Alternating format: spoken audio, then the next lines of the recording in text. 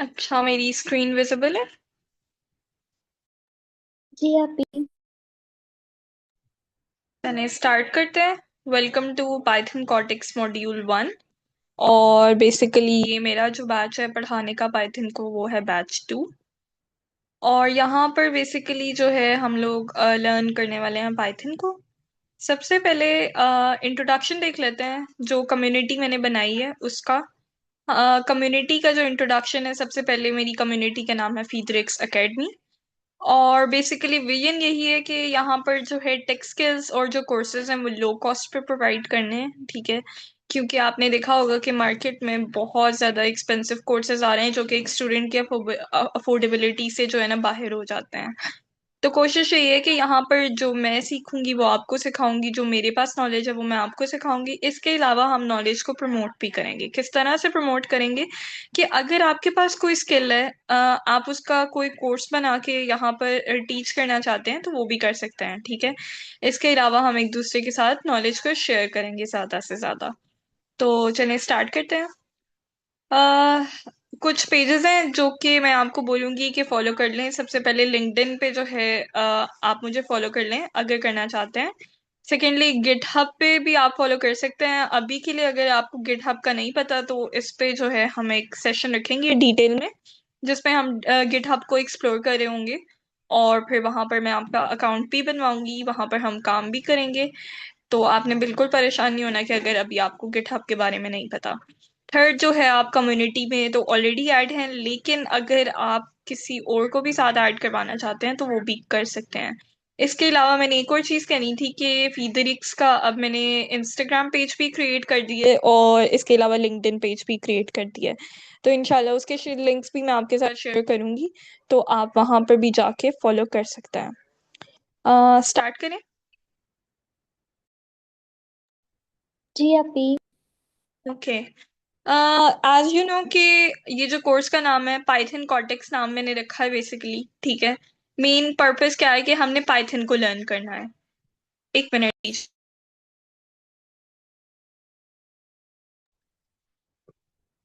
अब पाइथन क्या है, सिंपली हमें पता है एक प्रोग्रामिंग लैंग्वेज है। अगर हम प्रोग्रामिंग लैंग्वेज की बात करें, यहाँ पर बेसिकली मैं, अच्छा, अगर हम प्रोग्रामिंग लैंग्वेज की बात करें तो हमें पता है कि कंप्यूटर, हमारे पास मशीन्स जो हैं उनकी एक अपनी लैंग्वेज है जिसके अंदर जो है वो समझते हैं। अ, जो भी हम उनको इंस्ट्रक्शंस देना चाहते हैं, जो भी हम उनको कमांड्स देते हैं, कंप्यूटर उसको अपनी एक लैंग्वेज के अंदर अंडरस्टैंड करता है। और अगर हम उस लैंग्वेज की बात करें तो उस लैंग्वेज को हम बोलते हैं बाइनरी लैंग्वेज। और वो जीरोस और वंस की फॉर्म में होती है, ऐसा ही है। लेकिन यहाँ पर सीन क्या है हमारे पास कि हम एज अ ह्यूमन जो है वो इसको अंडरस्टैंड नहीं कर सकते। जो हमारे पास प्रोग्रामिंग वो बाइनरी लैंग्वेज है, वन और जीरोस, ठीक है। सारे इंस्ट्रक्शंस वंस और जीरोस की फॉर्म में दिए जा रहे हैं, तो वहां पर इट बिकम वेरी डिफिकल्ट कि हम जो है वो बाइनरी लैंग्वेज समझ सकें। तो यहाँ पर हमारे पास फ्रंट एंड पे अपनी प्रोग्रामिंग लैंग्वेजेस प्रोवाइड की जाती हैं जिनके अंदर हम स्पेसिफिक टास्क परफॉर्म करते हैं, ठीक है। जो भी हम इंस्ट्रक्शंस कंप्यूटर को देना चाहते हैं वो लिखते हैं, ठीक है। और वो जो है कंप्यूटर उसको जाके ट्रांसलेट करता है, ठीक है। जो हमारे पास फॉर एग्जांपल एक प्रोग्रामिंग लैंग्वेज है पाइथन, ठीक है। ये जाएगी ट्रांसलेटर के पास या इंटरप्रेटर के पास जाएगी, ठीक है। और वो इसको इंटरप्रेट करेगा और कंप्यूटर की लैंग्वेज में बाइनरी फॉर्म में कन्वर्ट करके मशीन को दे देगा, और मशीन उसके अकॉर्डिंग हमारे पास इंस्ट्रक्शंस परफॉर्म कर देगा। इसके एरोस थोड़े उल्टे हो गए हैं, इसको ऐसे कर देते हैं, ठीक है। तो बेसिकली यहाँ पर हमारे पास प्रोग्रामिंग लैंग्वेज क्या है कि ह्यूमंस के लिए वो फ्रंट एंड पे कोई ना कोई हमारे लिए काम परफॉर्म करने का एक सोर्स है। तो यहाँ पर दुनिया में डिफरेंट प्रोग्रामिंग लैंग्वेजेस हैं, लेकिन हम पाइथन लर्न करने जा रहे हैं और उसका रीजन भी मैं आपको बताऊंगी कि हम पाइथन क्यों लर्न करने जा रहे हैं। यहाँ तक क्लियर है आपको, ईमान?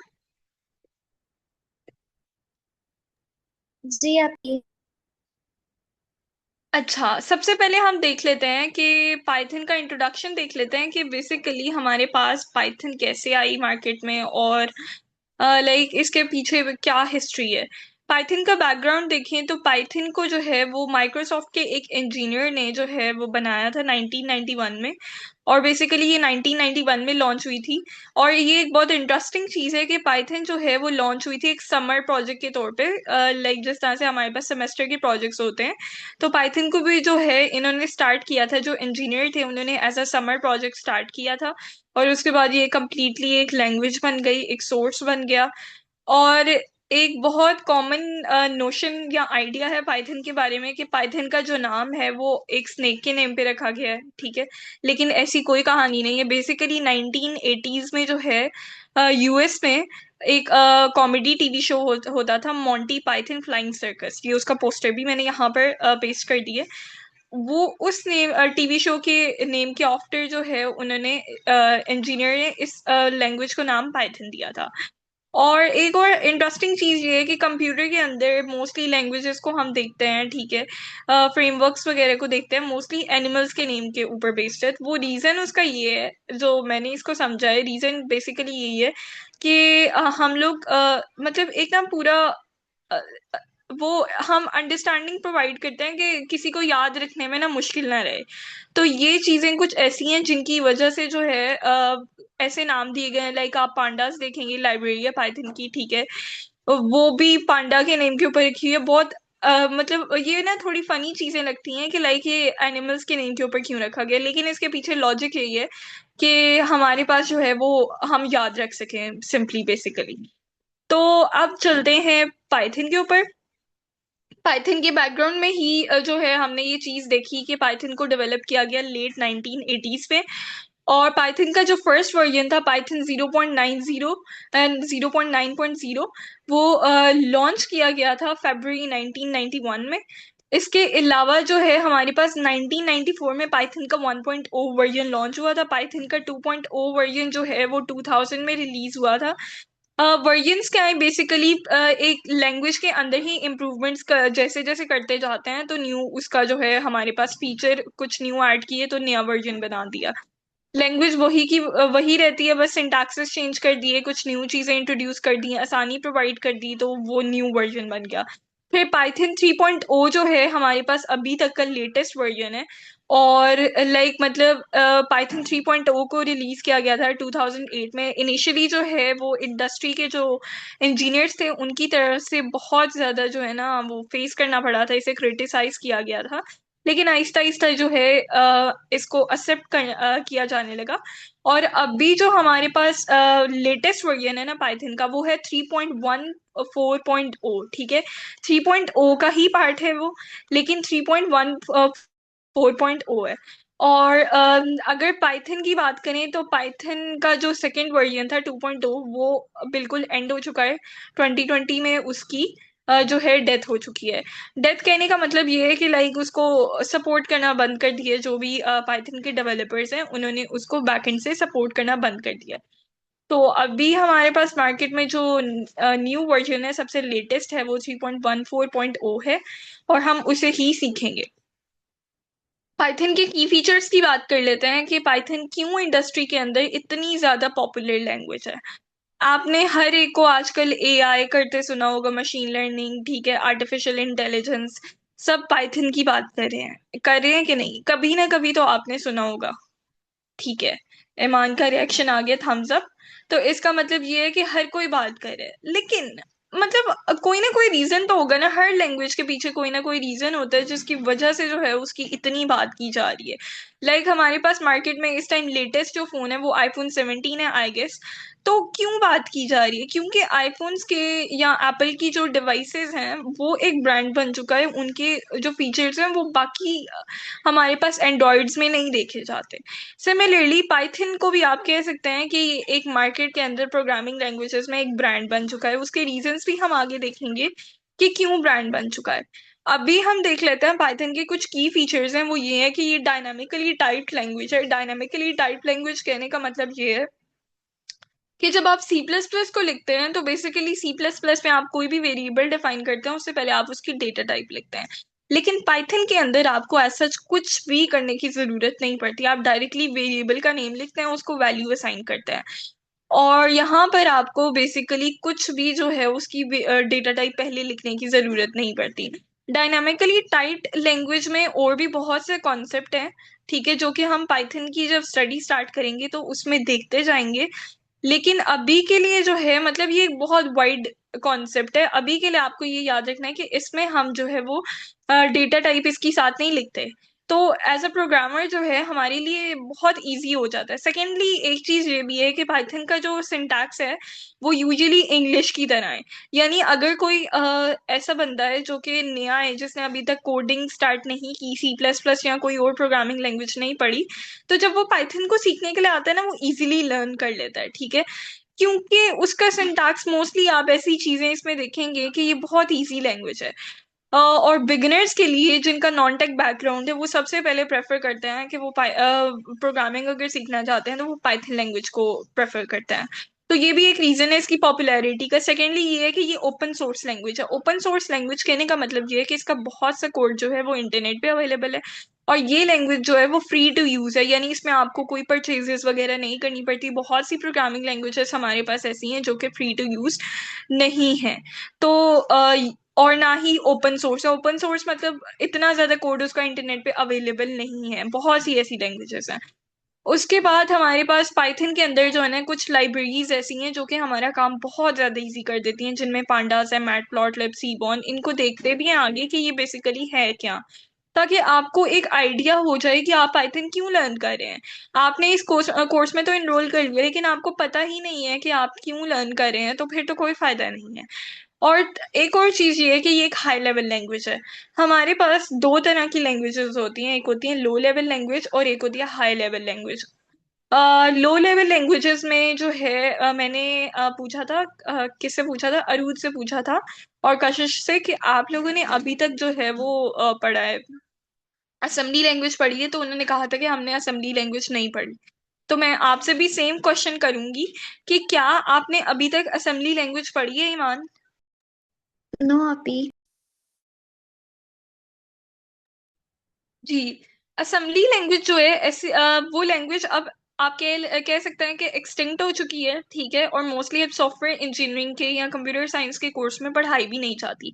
हम लोगों ने पढ़ी थी थर्ड सेमेस्टर में। लेकिन अगर मैं आपको एक चीज बताऊं उसमें, वो एक लो लेवल लैंग्वेज है। कुछ लोग उसको लो लेवल लैंग्वेज के तौर पे क्लासिफाई करते हैं और कुछ लोग उसको लो और हाई लेवल लैंग्वेज के बॉर्डर के ऊपर जो है ना क्लासिफाई करते हैं। अब हाई लेवल लैंग्वेज और लो लेवल लैंग्वेज में अगर थोड़ा सा डिफरेंस देख लेना, तो असेंबली लैंग्वेज हम लोगों ने थर्ड सेमेस्टर में पढ़ी तो थी लेकिन मुझे आज तक नहीं आती।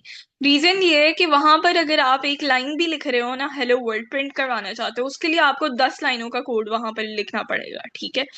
तो आप इमेजिन कर लें कि वहां पर लूप अगर आप लगा रहे होंगे, फॉर लूप या वाइल लूप, तो वो कितना लंबा कोड हो जाएगा। लो लेवल लैंग्वेजेस जितनी भी होती हैं वो कंप्यूटर की मेमोरी के लिए बहुत इजी होती हैं ट्रांसलेट करने में। उनको लो लेवल इसलिए कहा जाता है कि डायरेक्ट वो मेमोरी के पास जाती हैं, ठीक है। हमारे पास ना लो लेवल लैंग्वेजेस के आगे जो है, जिस तरह हाई लेवल लैंग्वेजेस होती हैं, इनके लिए हम कंपाइलर यूज करते हैं, ठीक है। कंपाइलर क्या है? जैसे सी प्लस प्लस आपने पढ़ी है तो डेव सी प्लस प्लस एक कंपाइलर है, ठीक है। लेकिन लो लेवल लैंग्वेज क्या है? उसके आगे असेंबलर होता है। असेंबलर उस लैंग्वेज को जो है वो कन्वर्ट करता है, ठीक है। और फिर वो मेमोरी के पास डायरेक्टली जो है बाइनरी की फॉर्म में चली जाती है। वो एक लो लेवल पे होती है। लैंग्वेज जितनी लो लेवल पे चली जाती है उतनी ज्यादा मुश्किल हो जाता है उसका सिंटैक्स, ठीक है। लेकिन अगर लैंग्वेज एक हाई लेवल पे है, फॉर एग्जाम्पल आप पाइथन को देख लें, सी प्लस प्लस को देख लें, तो ये हाई लेवल लैंग्वेजेस हैं, ठीक है। इनका सिंटैक्स कंपैरेटिवली हमारे लिए आसान है काम करवाना। लेकिन कंप्यूटर के पास जाते जाते बहुत से स्टेप हैं जो जो कि जिनके थ्रू गुजरने के बाद जो है ये कन्वर्ट होती है बाइनरी की फॉर्म में, ठीक है। तो रीजन ये है कि इसको हाई लेवल लैंग्वेज क्यों कह रहे हैं, क्योंकि बहुत से ऐसे स्टेप्स के थ्रू गुजर के ये जो है वो जीरोस और वन की फॉर्म में कन्वर्ट होती है। हमेशा आपने एक चीज याद रखनी है कि हाई लेवल लैंग्वेज जो है ह्यूमंस के लिए आसान है as compare to low level language. और हाई लेवल लैंग्वेज में जो फीचर्स हैं वो लो लेवल लैंग्वेज में अवेलेबल नहीं है। फॉर एग्जांपल हमने असेंबली लैंग्वेज पढ़ी थी, लेकिन उसमें हम ज्यादा कॉम्प्लेक्स टास्क नहीं परफॉर्म कर सकते थे, ठीक है। क्योंकि एक तो ह्यूमन की अंडरस्टैंडेबिलिटी का भी कॉन्सेप्ट वहां पर आ जाता है। दूसरी ये चीज है कि आपको मतलब आप जब एक काम हाई लेवल लैंग्वेज के थ्रू करवा सकते हैं, तो आपको अपना सर इतना खपाने की जरूरत क्यों है विद लो लेवल लैंग्वेज, ठीक है। तो पाइथन सी प्लस प्लस की तरह ही एक हाई लेवल लैंग्वेज है। जावा भी जो है हमारे पास हाई लेवल लैंग्वेज है। मार्केट में इस टाइम जो मोस्टली प्रोग्रामिंग लैंग्वेजेस है वो हाई लेवल लैंग्वेज है। ये कॉन्सेप्ट आपको क्लियर है?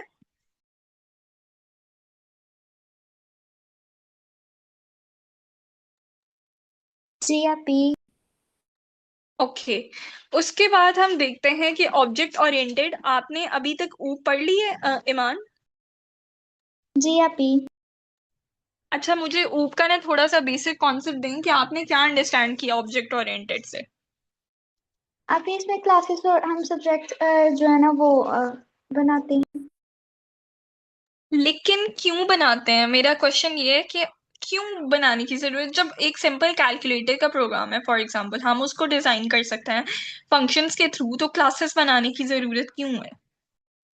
अभी इससे ये भी होता है ना कि लाइक समटाइम होता है कोई प्रोग्राम बहुत लंबा होता है, तो जब हम ये क्लासेस वगैरह यूज करते हैं इससे ये होता है पार्ट्स में वो डिवाइड हो जाते हैं। इससे प्रोग्रामर के लिए ये होता है कि आसानी हो जाती है। जी ऐसा ही है, बिल्कुल आपने ठीक कहा है कि हमारे पास ऐसे प्रोग्राम्स भी हैं, ऐसी कोड भी हैं जो बहुत लंबे चले जाते हैं। उनको हम डिफरेंट पार्ट्स का मतलब ये है डिफरेंट मॉड्यूल्स में डिवाइड कर देते हैं। और जब हम एज अ टीम काम कर रहे होते हैं, तो हम क्या करते हैं कि एक पार्ट पे काम करने के लिए एक प्रोग्रामर को पकड़ा दिया, एक बंदे को एक मॉड्यूल असाइन कर दिया, दूसरे बंदे को दूसरा, ठीक है। इस तरह से जो है हम अपनी आसानी के लिए उसको मॉड्यूल्स में डिवाइड कर देते हैं, ठीक है। इस कॉन्सेप्ट को हम बोलते हैं ऑब्जेक्ट ओरिएंटेड, ठीक है। अगर हम रियल वर्ल्ड में देखें तो रियल वर्ल्ड में हम जितनी भी एप्लीकेशंस डेवलप करते हैं उसके लिए ऑब्जेक्ट ओरिएंटेड प्रोग्रामिंग के बगैर काम करना मुश्किल है। और हर लैंग्वेज ऑब्जेक्ट ओरिएंटेड प्रोग्रामिंग को सपोर्ट नहीं करती। लेकिन पाइथन जो है वो ऑब्जेक्ट ओरिएंटेड प्रोग्रामिंग को सपोर्ट करती है, like C plus plus and Java. इसलिए भी ये जो है पॉपुलर लैंग्वेज है। यानी इन अदर वर्ड्स अगर मैं इसकी बात करूं, तो रियल वर्ल्ड के अंदर इसकी प्लेस है। रियल वर्ल्ड के अंदर अगर हमने काम करवाना है तो हम पाइथन को यूज कर सकते हैं। लेकिन जो लैंग्वेजेस ऑब्जेक्ट ओरिएंटेड प्रोग्रामिंग को सपोर्ट नहीं करती, रियल वर्ल्ड में उनका यूज भी कम हो जाता है। ये पॉइंट आपने याद रखना है हमेशा। यहाँ तक क्लियर है आपको? जी आपी। ओके। उसके बाद पाइथन की पॉपुलैरिटी का एक रीजन या एक फीचर ये भी है कि पाइथन को बहुत ज्यादा बड़ी तादाद में जो है लोग यूज करते हैं, और ये लार्ज कम्युनिटी को हमारे पास सपोर्ट करता है। और जो है एक चीज ये भी है कि ये प्लेटफॉर्म इंडिपेंडेंट है। लाइक हम ये नहीं कि हमें इसके लिए स्पेसिफिक सॉफ्टवेयर ही चाहिए, हम इसके लिए वीएस कोड भी इस्तेमाल कर सकते हैं। आगे हम डिफरेंट आईडीईज देखेंगे जिनके थ्रू जो है हम इसको इस्तेमाल कर सकते हैं। और एक्सटेंसिबल और एम्बेडेबल है इसका। मेमोरी से मतलब ये रिलेशन है कि लाइक आप कह सकते हैं कि ये हमारे पास इजीली जो है मेमोरीज को इसके इंस्ट्रक्शंस को समझ सकती है। यहाँ तक पॉइंट क्लियर है आपको? जी आपी। अच्छा, अब देख लेते हैं कि पाइथन की मार्केट के अंदर इतनी ज्यादा डिमांड है, तो मार्केट वैल्यूज की देख लेते हैं। गिटहब जो है एक प्लेटफॉर्म है जिसको हम एक्सप्लोर भी करेंगे। मैंने पहले भी इसकी बात की है। अगर आप सॉफ्टवेयर डेवलपर हैं या कंप्यूटर साइंस के भी स्टूडेंट, आपको गिटहब नहीं आता, तो मैं आपको समझती हूँ कि आपको कुछ भी नहीं आता, ठीक है। गिटहब जो है हमारे पास हर एक के लिए लर्न करना बहुत इंपॉर्टेंट। तो गिटहब ने जो है बेसिकली एक रिपोर्ट हमारे पास जो है वो पब्लिश की थी, जिसके अकॉर्डिंग जो है पाइथन के डेवलपर्स की डिमांड जो है वो रिसेंट ईयर में बहुत ज्यादा बढ़ गई है। और वर्ल्ड वाइड जो है वो 41% इंक्रीज देखा गया पाइथन के डेवलपर्स की डिमांड में। सेकेंडली हमारे पास एक रैंकिंग सिस्टम होता है जिसको हम बोलते हैं popularity of programming language index. इसके अकॉर्डिंग अगर हम देखें तो ये बेसिकली ये जो रैंकिंग सिस्टम है ये डिफरेंट प्रोग्रामिंग लैंग्वेजेस को उसकी पॉपुलैरिटी के लिहाज से जो है ना रैंक करता है।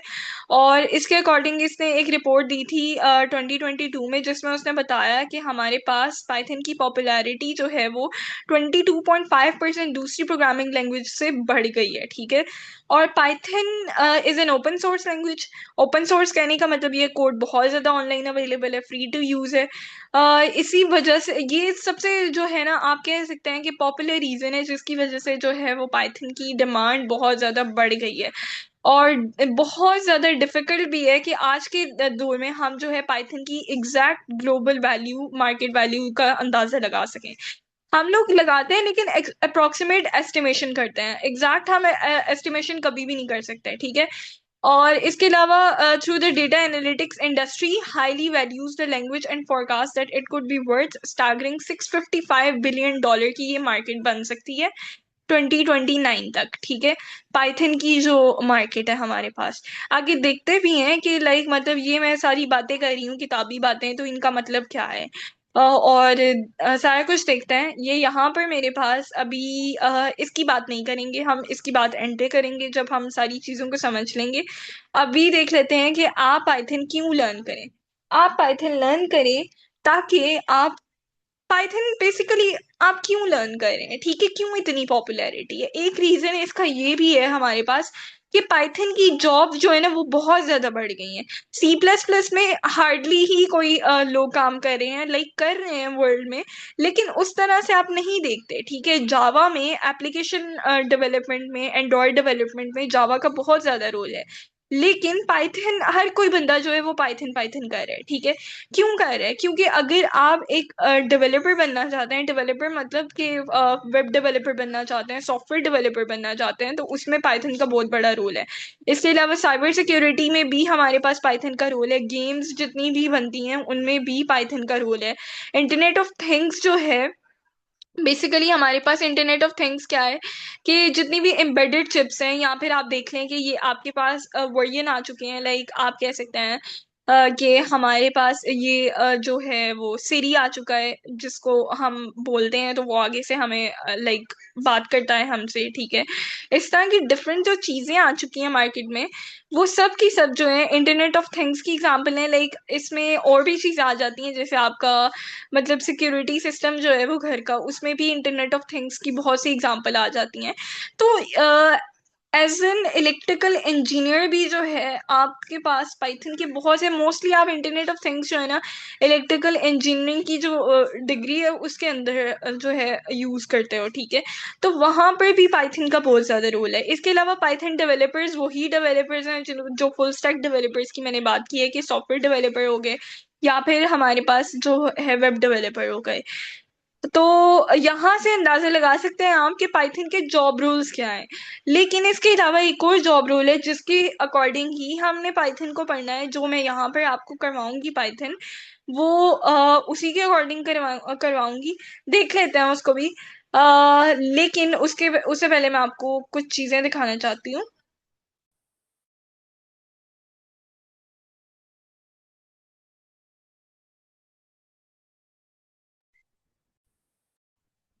ओके। उसके बाद जो है हमारे पास पाइथन की देख लेते हैं कि कौन से आईडीईस हमने बेसिकली यूज करनी है। आईडीईस क्या है हमारे पास। आप Dev C plus plus use करते हैं, तो आप जब सी प्लस प्लस यूज करते हैं तो वो आपके पास एक सॉफ्टवेयर है। लेकिन जब हम आईडीई की बात करते हैं तो आईडीई हमारे पास एक ऐसा सॉफ्टवेयर है जो कि हम कह सकते हैं उस पर डिफरेंट प्रोग्रामिंग लैंग्वेजेस वो रन कर सकते हैं। अगर पाइथन की आईडीईज की बात करें तो हमारे पास डिफरेंट मार्केट के अंदर आईडीईज मौजूद हैं, जिसमें most popular visual studio code है। इसके अलावा जो है पाईचार्म भी हम मोस्टली यूज करते हैं, स्पाइडर को भी यूज करते हैं, एनाकोंडा और जुपिटर। अगर आप जब स्कूल में सॉरी यूनिवर्सिटी में लर्न कर रहे होंगे तो वहां पर आपको जुपिटर नोटबुक के थ्रू जो है वो पाइथन सिखाई जाएगी। इसके अलावा हमारे पास एज अ बिगिनर जब हम जाते हैं तो थॉनी हमारे पास एक सॉफ्टवेयर है जिसमें हम बेसिकली पाइथन को लर्न करते हैं। लेकिन क्वेश्चन यहाँ पर अराइज होता है कि हम अपने कोर्स में कौन सी आईडीई यूज करेंगे। उसका आंसर मैं आपको एंड पे करूंगी। अभी देख लेते हैं कि आप आज के कोर्स में पाइथन क्यों लर्न कर रहे हैं। अच्छा, क्वेश्चन ये है कि व्हाट इज डेटा। कोई इसको आंसर करेगा इस डेफिनेशन के अलावा।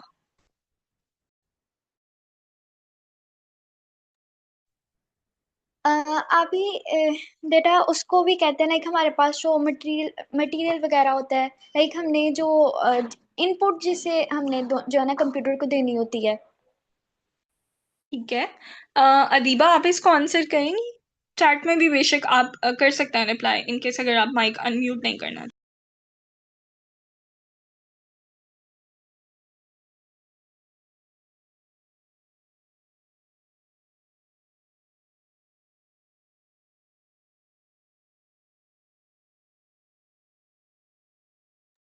Okay, some sort of information. जी एग्जैक्टली exactly, दोनों का आंसर ठीक है। ईमान ने भी ठीक बात कही है और अदीबा ने भी ठीक बात कही है कि हमारे पास इंफॉर्मेशन जो है, या जो ईमान ने बात कही, वो सारी हमारे पास डेटा है। डेटा की एग्जैक्ट डेफिनेशन की तरफ जाएं तो डेटा हमारे पास raw fact, figures, observation, measurements, या कुछ भी, इन अदर वर्ड्स हम कह सकते हैं कि हम कोई भी इंफॉर्मेशन कलेक्ट कर रहे हैं तो वो हमारे पास डेटा है। यहाँ पर कुछ चीजें हम देखेंगे, रॉ फैक्ट्स, फिगर, इनको भी देखते हैं अभी। लेकिन सबसे पहले ये चीज अंडरस्टैंड करने की जरूरत है कि हमारे पास डेटा जो है वो क्या है, इंफॉर्मेशन है। अब अगर हम 90s के ज़माने की बात करें तो 90s में हमारे पास, सबसे पहले फिजिकल डेटा की बात कर लेते हैं। आप लोग सभी जो हैं आजकल, हमारे पास सोर्स ऑफ एंटरटेनमेंट की बात कर लेते हैं। हमारे पास ड्रामाज हैं, मूवीज हैं, ठीक है, डॉक्यूमेंट्रीज हैं, फिर पॉडकास्ट हैं, इस तरह की चीजें हैं। जो 90s के जो लोग थे वो किस तरह से, हमारे पास जो है उनके पास सोर्स ऑफ एंटरटेनमेंट क्या था? कोई इसको आंसर कर सकता है?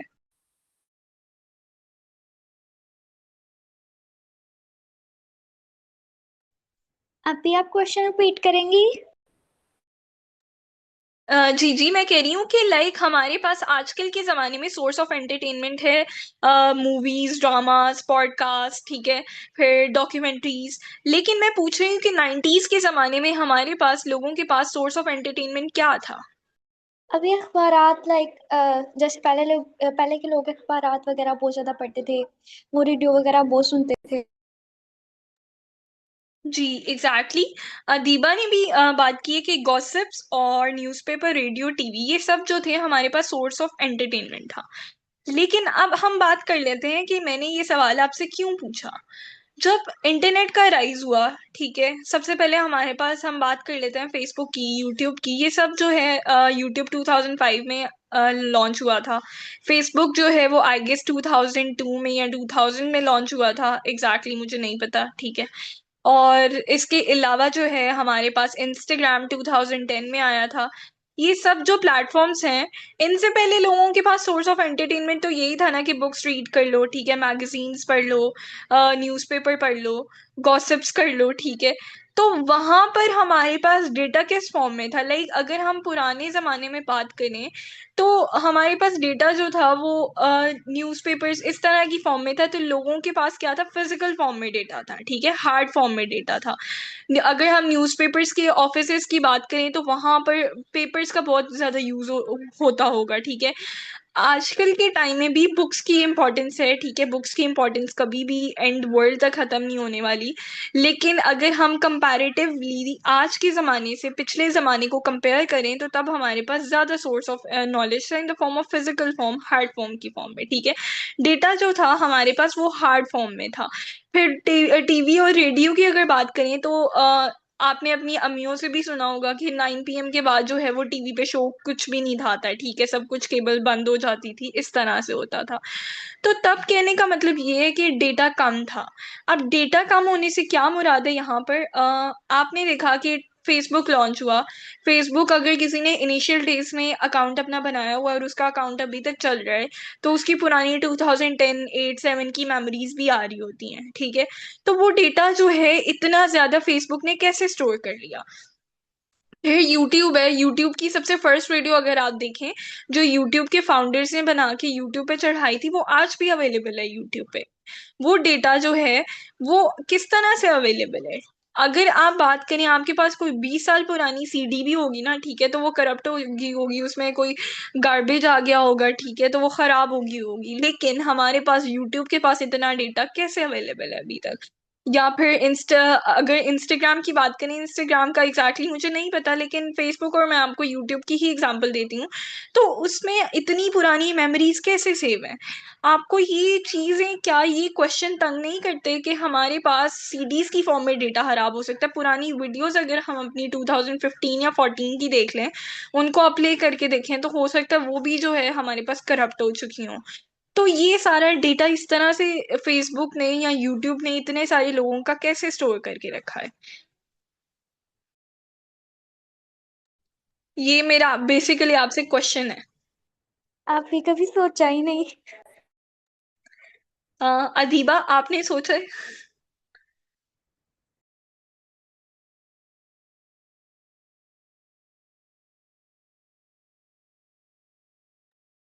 ओके, चलें, ठीक है। अदीबा का चैट में आया है। नो, ठीक है। अदीबा ने चैट में एक और बात लिखी, गॉसिप्स गली मोहल्ले के, ठीक है। ओके, चले हैं। तो अब बात करते हैं। अच्छा, बेसिकली हमारे पास एक और मेरा आपसे क्वेश्चन है, बहुत इंटरेस्टिंग चीज है। इंस्टाग्राम पे और यूट्यूब पे मिलियंस ऑफ अकाउंट है, ठीक है। एक टाइम पे बिलियंस ऑफ लोग जो है इंस्टाग्राम को, यूट्यूब को या दूसरे प्लेटफॉर्म्स को यूज कर रहे हैं, तो आज तक उसका सर्वर जो है मोस्ट केसेस में हो जाता है डाउन।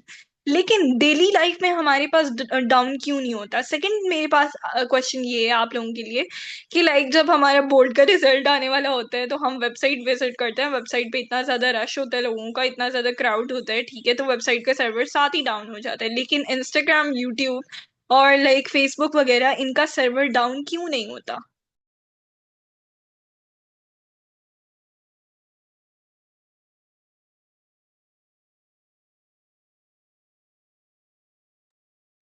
आप अपनी कोई सजेशन भी देना चाहें तो दे सकते हैं बेसिकली इसमें।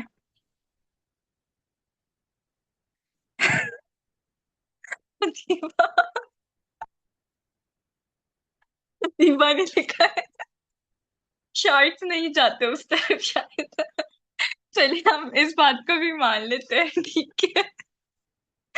ये भी अच्छा है, क्लास की इंटरेक्शन अच्छी बन रही है।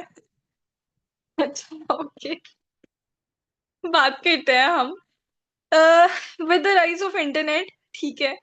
बेसिकली जब हमारे पास इंटरनेट आया, तो डेटा जो है डिफरेंट फॉर्म में अवेलेबल होना शुरू हो गया। किस तरह से अवेलेबल होना शुरू हो गया? हमारे पास वीडियोस की फॉर्म में डेटा आया, ठीक है, पिक्चर्स की फॉर्म में डेटा आया, कैमरा, टीवी, रेडियो, इन सब की तरह जो है ना, मतलब ये इनकी ही राइज की वजह से, क्योंकि इंटरनेट तो सबसे पहले इंटरनेट तो नहीं आया था, सबसे पहले यही चीजें आई थी। तो हमारे पास डिफरेंट फॉर्म्स का डेटा आने लगा, ठीक है, इमेजेस की फॉर्म में, पिक्चर्स की फॉर्म में। पहले अगर देखें तो ब्लैक एंड व्हाइट टीवी थे, ठीक है, उससे पहले रेडियो थे। फिर उसके बाद जो है हमारे पास टीवी के बाद वो मॉडर्न टीवी आए, फिर कंप्यूटर्स, लैपटॉप, इस तरह की चीजें। तो इन सब में डेटा आना शुरू हो गया। डेटा क्या है? इंफॉर्मेशन है। इंफॉर्मेशन किसी भी फॉर्म में हो सकती है, ऑडियो की फॉर्म में हो सकती है, पिक्चर्स की फॉर्म में, इमेजेस की फॉर्म में, ठीक है। अगर आप रियल वर्ल्ड की एग्जांपल लें, रियल वर्ल्ड में एक फैक्ट्री है, ठीक है, तो फैक्ट्री अपना माल कहाँ पर रखती है? गोदाम में रखती है, ठीक है, या हम उसको इंग्लिश में बोलते हैं वेयर हाउस में रखती है। सिमिलरली हमारे पास जो डेटा था, डेटा इतना ज्यादा कलेक्ट हो गया कि हम जो जिन सर्वर्स पे, जिन कंप्यूटर्स पे डेटा को स्टोर कर रहे थे बैकएंड पे, वो डेटा जो है बेसिकली हम उसको उन सर्वर्स या उन कंप्यूटर्स या उस पूरे सिस्टम को हम डेटा वेयर हाउस बोलना शुरू हो गए, डेटा लेक्स बोलना शुरू हो गए। आपने कहीं ना कहीं ये टर्म्स तो सुनी होंगी। सुनी है कि नहीं सुनी? अब मैं एक्सपेक्ट कर रही हूँ दीपा का कोई फनी रिप्लाई आएगा।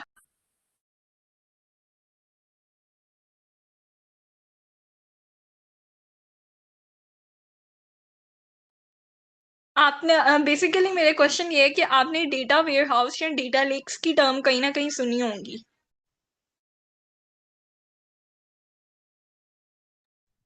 तो तो डेटा वेयर हाउस या डेटा लीक्स क्या है कि वो सर्वर्स हैं, वो कंप्यूटर्स हैं जिनके ऊपर, वो नेटवर्क्स हैं जिनके ऊपर जो है डेटा स्टोर्ड है।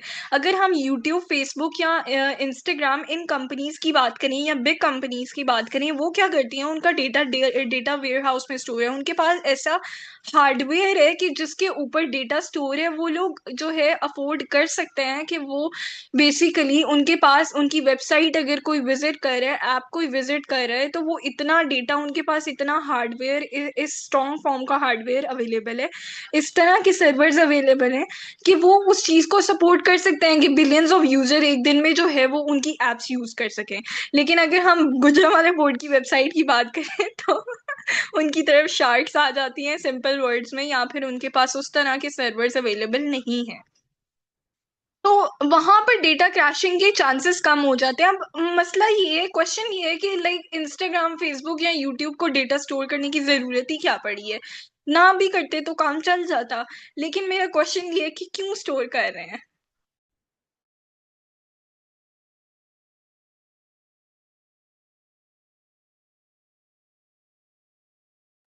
ईमान, आप इसको आंसर कर सकती हैं?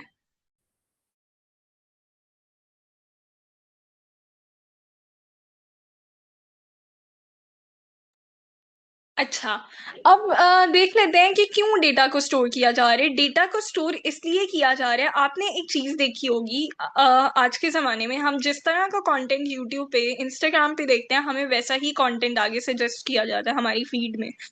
हम जिस तरह की एड्स देखते हैं, जिस तरह की वीडियोस लाइक करते हैं, उसी तरह का कंटेंट जो है सजेस्ट किया जाता है। वो क्या हो रहा है कि हमारा डेटा, जो भी हम कुछ सर्च कर रहे हैं, जिसको भी हम फॉलो कर रहे हैं, सब्सक्राइब कर रहे हैं, जिसकी भी वीडियो देख रहे हैं, वो सारा डेटा जो है वो इन द फॉर्म ऑफ हमारे पास बैकएंड पे जाता है, सर्वर में स्टोर होता है, और फिर जो है हमारे पास कुछ ऐसे एल्गोरिदम्स लगाए जाते हैं, जिन एल्गोरिदम्स की बेसिस पे जो है वो डेटा उसी तरह का आगे हमें सजेस्ट किया जाता है। लेकिन कंपनीज ऐसा क्यों कर रही हैं? कोई इसको आंसर कर सकता है? प्लीज कुछ बोले क्लास में, ताकि कोई इंटरेक्शन पैदा हो।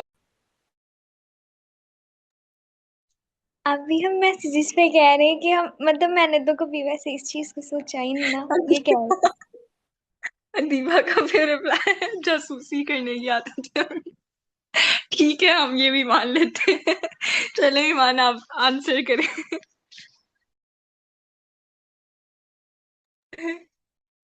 अभी मैं कह रही हूँ कभी सोचा ही नहीं क्यों करते हैं वो स्टोर।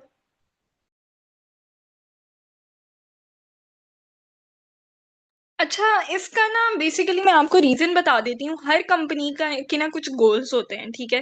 गोल क्या है कि हमने ग्रो करना है। अब यूट्यूब, इंस्टाग्राम, फेसबुक या इस तरह की जो कंपनी है, गूगल वगैरह, ये एक पूरी कंपनीज बन चुकी हैं, ठीक है? बिग टेक कंपनीज हैं। दुनिया में सबसे ज्यादा शेयर्स इन्हीं कंपनीज के हैं, ठीक है? टेक इंडस्ट्री का जो मालिक है वो दुनिया का अमीर तरीन इंसान है, ठीक है, लाइक बिल गेट्स। और अगर हम एलॉन मस्क की भी बात करें तो लाइक मतलब जो टेक टेक के अंदर लोग हैं वो दुनिया के अमीर अमीर तरीन लोग हैं। हर एक का गोल ये है कि कंपनी ने ग्रो करना है। अब ग्रो करने के लिए हम क्या करते हैं? फॉर एग्जांपल, एक छोटी दुकान खुली है ना, तो आपने आपने तीन चार प्रोडक्ट्स रखी। फॉर एग्जांपल, आपने कॉस्मेटिक्स की दुकान खोली, आप ये चीज रियलाइज करते हैं कि मेरी लिपस्टिक ज्यादा बिक रही है, तो मेरा जो है वो मेकअप पैलेट जो है वो नहीं बिक रही, और लिपस्टिक ज्यादा बिक रही है, तो आप आइंदा वो जो है वही उसी तरह का जो है बेसिकली ज्यादा लिपस्टिक लाते हैं और मेकअप पैलेट कम लाते हैं। आप देखते हैं कि किस में प्रॉफिट ज्यादा आ रहा है। इसी तरह बिग टेक कंपनीज का भी गोल क्या है कि उन्होंने यूजर के बिहेवियर को अंडरस्टैंड करना है, कि यूजर किस टाइप का डेटा देखना चाहता है, किस टाइप की चीजें वो चाहता है, ठीक है? उसको किस टाइप का डेटा पसंद आ रहा है, उसकी प्रेफरेंस क्या है। तो इसलिए वो हमारे डेटा स्टोर करते हैं। और एक चीज हम कहते हैं ना कि ये लोग जो है वो बैकएंड पे डेटा स्टोर कर रहे हैं, लाइक जिस तरह से कैपकट के बारे में आया कि ये हमारा डेटा जो है वो लीक कर या ऑनलाइन उसने अवेलेबल कर दिया। मैं आपको एक चीज बताऊं, हमारी हर ऐप जो है बेसिकली अभी हम कुछ भी यूज कर रहे हैं, बैकएंड पे हमारा डेटा उनके पास जा रहा है। अभी मैंने ये जो है माइक्रोसॉफ्ट का जो ऑफिस है इसको अपडेट किया था, तो आगे आपको हमेशा जो है ना, आप कोई भी ऐप इंस्टॉल करते हो तो प्राइवेसी चेक आते हैं, जब तक आप उस ऑप्शन पे टिक नहीं कर लेते तो वो आपको आपकी ऐप इंस्टॉल नहीं हो सकती। बेसिकली क्यों नहीं हो सकती? प्राइवेसी चेक को अगर आप देखें ना, वो एक पूरा लंबा एग्रीमेंट होता है जिसको कोई भी नहीं पढ़ता और सिंपली टिक कर देता है। वो प्राइवेसी चेक का एग्रीमेंट क्या है, कंपनीज को जो है वो किया गया है, लाइक मतलब इस रूल के ऊपर इम्प्लाई किया गया है कि आपने यूजर को बता देना है, यूजर को इन्फॉर्म कर देना है कि अगर वो इस ऐप को इंस्टॉल करें हैं तो हम उनका डेटा कलेक्ट करेंगे। अब इतना लंबा जो प्राइवेसी का वो चेक वाला होता है ना, जो एग्रीमेंट होता है, उसको कोई भी नहीं पढ़ता। और वो इतना लंबा डालते भी इसलिए, रीजन यही है कि कोई भी ना पढ़े, ठीक है, बस ऐसे ही टिक कर दें। अगर वो पढ़ेंगे तो उनको पता लग जाएगा, कहीं ना कहीं एंड पे जाके उन्होंने बताया होता है कि आपका डेटा हम कलेक्ट कर रहे हैं। इसके अलावा अगर आप जो है वेरी चालाक, ठीक है। वाकई में चालाक है, मैं एग्री करती हूँ इस बात से। चले हैं। इसके अलावा आप वेबसाइट्स पे जा रहे हैं, ठीक है, वेबसाइट पे ऑप्शन आता है कुकीज, ठीक है। वो वाली कुकीज नहीं है क्रम्बल की, ठीक है। बेसिकली वो कुकीज क्या है कि आप कुछ भी वेबसाइट पे जो भी डेटा देख रहे हैं वो एक फाइल के अंदर उनके पास बैकएंड में जाके स्टोर हो रहा है। और वो एक्सेप्ट कुकीज कहने का मतलब यही है कि आप जो भी इस वेबसाइट के ऊपर डेटा यूज करेंगे या जो भी इंफॉर्मेशन एंटर करेंगे, जो भी चीज को लाइक करेंगे, कुछ भी जो भी आपकी प्रेफरेंसेस होगी, वो उस डेटा को कलेक्ट करेगा और उसको बैकएंड पे जाके स्टोर करेगा। अब ये सब क्यों हो रहा है? हर हर बिजनेस का एक गोल है, ये है कि वो कस्टमर के बिहेवियर को अंडरस्टैंड करे। वो ये डेटा कलेक्ट करते हैं, बैकएंड पे एल्गोरिदम्स लिखाते हैं, ठीक है। एल्गोरिदम्स किस तरह के एल्गोरिदम है? आपने मशीन लर्निंग, डीप लर्निंग का नाम सुना होगा। अब मशीन लर्निंग हमारे पास क्या है? मशीन लर्निंग क्या है कि वो मशीन जो है डेटा को कलेक्ट करती है, डिफरेंट टाइप ऑफ डेटा, और उससे सीखती है। बेसिकली क्या होता है कि हमारे पास लाइक अदीबा है, वो इंस्टाग्राम पे स्क्रॉल कर रही हैं, वो उनको ज्यादा एस्थेटिक चीजें पसंद आ रही हैं, पिंटरेस्ट टाइप का कंटेंट, वो इंस्टाग्राम उस कंटेंट को उठाएगा, उस डेटा को, ठीक है, वो लेके जाएगा बैकएंड पे। बैकएंड पे मशीन लर्निंग के एल्गोरिदम्स लगे होंगे। वो एल्गोरिदम्स क्या करते हैं कि बेसिकली उस डेटा को लेंगे, उससे अंडरस्टैंड करेंगे और उसे लर्न करेंगे, और आइंदा अदीबा को वैसा ही कंटेंट सजेस्ट करेंगे ताकि अदीबा इंस्टाग्राम को ज्यादा यूज कर सकें, ठीक है। बैकएंड पे पर्पस भी तो यही है ना कि हम लोगों ने जो है वो लोगों को इस ऐप से अडिक्ट करना है। कोई भी कंपनी अपनी ऐप लॉन्च करी है, कुछ भी लॉन्च करी है, कोई भी वर्जन लॉन्च करी है, तो क्या पर्पस है कि लोग उसको ज्यादा से ज्यादा यूज करें। तो बेसिकली सारा जो है वो इस तरह से सिस्टम हमारे पास चल रहा है। तो डेटा आजकल के ज़माने में आपको एक चीज़ समझ आ चुकी होगी कि डेटा बहुत इम्पोर्टेंट हो चुका है। और हम लोगों को जैसे ही मार्केट में डेटा आ गया तो डेटा से रिलेटेड जॉब्स भी आ गई हैं, जिसमें आर्टिफिशियल इंटेलिजेंस है, डीप लर्निंग, मशीन लर्निंग, इन सारी चीज़ों को आज हम देखेंगे। और इसके अलावा हमारे पास और भी बहुत सी जॉब्स हैं। डेटा साइंटिस्ट का आपने नाम सुना होगा। ये सब क्या चीजें हैं, इनको भी देखेंगे। सबसे पहले डेटा की टाइप्स देख लेते हैं। हमारे पास डिफरेंट टाइप का डेटा है, उनमें कुछ टाइप है स्ट्रक्चर्ड डेटा। स्ट्रक्चर्ड डेटा हमारे पास किस टाइप का डेटा होता है? रोज और कॉलम्स की फॉर्म में। लाइक आप जो एक्सेल की शीट में भी कभी कभार डेटा देखते हैं, वो क्या है? स्ट्रक्चर्ड डेटा है, रोज और कॉलम्स की फॉर्म में।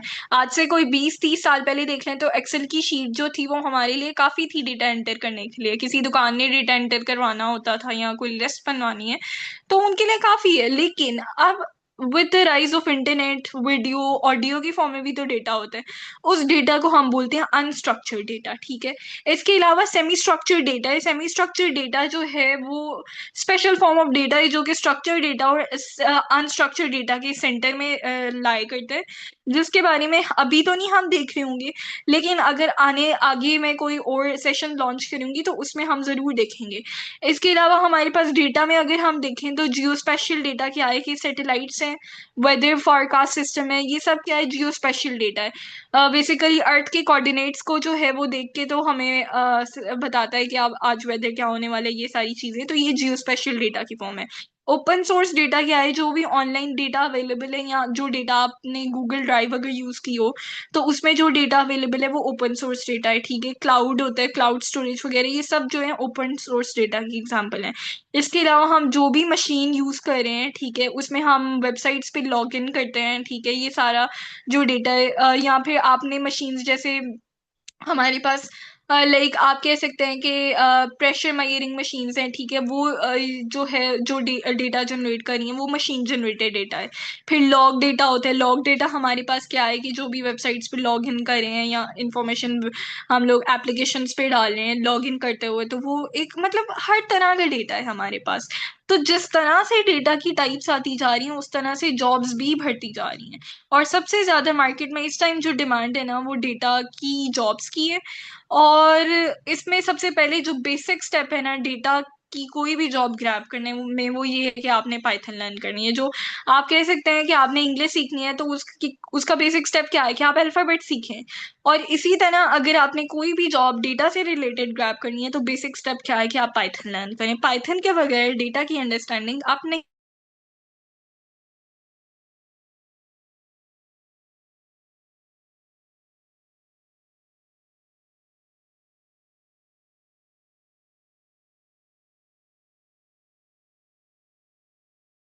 अच्छा, मेरे अलावा किसी और की भी क्लास ली हुई है?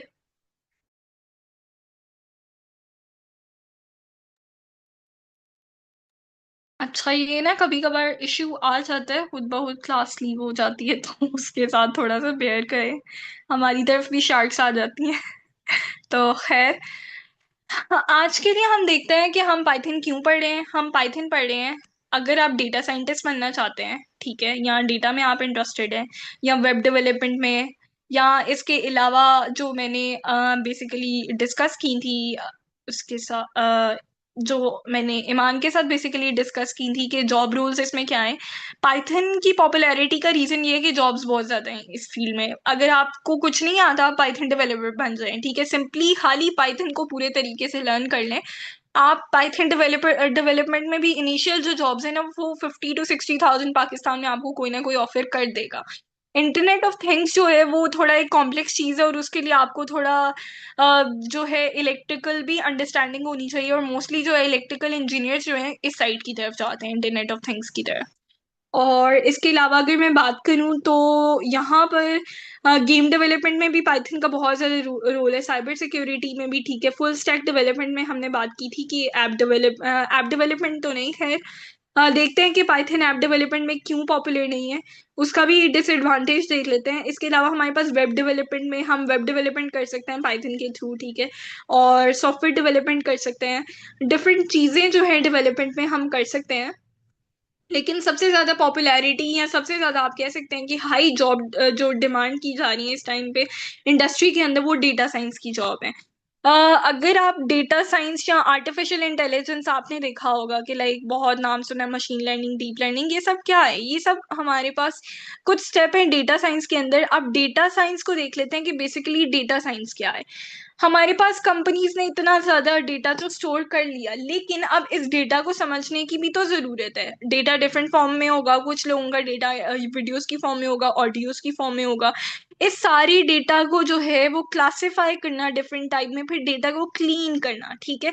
डेटा क्लीनिंग का मतलब क्या है कि फॉर एग्जांपल आपके पास एक्सेल शीट है एक, एक्सेल शीट के अंदर डिफरेंट लोगों का डेटा एंटर है, उनके दराज की एग्जांपल ले लेते हैं। दराज का डेटा मैं पिछले दिनों देख रही थी।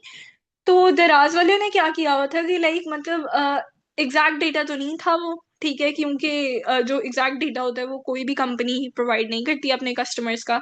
ये एक वो उसमें भी आता है, प्राइवेसी के मामलात में भी आता है कि लाइक प्राइवेसी लीक्स के मामलात में आता है। लेकिन मैं उनका डेटा देख रही थी कि लाइक आपने जो है वो कस्टमर का नेम, ठीक है, कस्टमर का सिटी, कस्टमर का ऑर्डर, ऑर्डर रिपीट रेट, इसके अलावा उन्होंने जेंडर, ये सारी चीजें कलेक्ट की हुई थी एक शीट की फॉर्म में। अब लाइक वो इस डेटा का क्या करेंगे, इस डेटा का ये करेंगे कि वो देखेंगे, और ये भी था कि कस्टमर ने किस टाइम पे ऑर्डर किया, ठीक है, ये भी एक इंटरेस्टिंग चीज है।